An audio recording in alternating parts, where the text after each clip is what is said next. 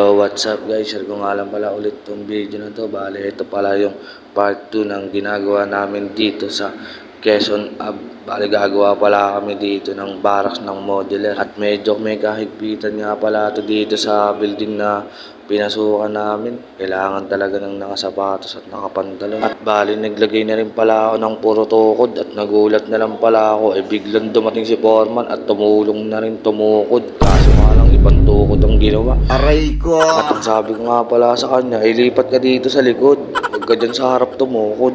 Bali may tutukuran naman dito yung isang poste. At dahil sa pagtutukod, natapos na rin pala namin paikutan to ng tukod. Bali nga dito ay tatakpan na lang pala namin. At di ko na pala nakuha na ng video. Gawa nga ng lobat yung cellphone ko. At mga ilang araw na lang pala ito matatapos na rin. At dahil konti na lang pala yung oras namin nagligpit na rin pala kami. Ayan nga pala yung kasama kong dalawa, si paring Saddam at si paring Onyok. Bali, tatlo lang pala kami dito dinala sa China. Sa gera. Bali, may kalawakan nga rin pala itong estupa ng mga modular.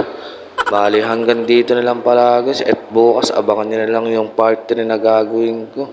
At kung isa nga rin pala sa mga sumaya sa aking video guys, pakishare naman at pakikalat. Maraming salamat. Okay.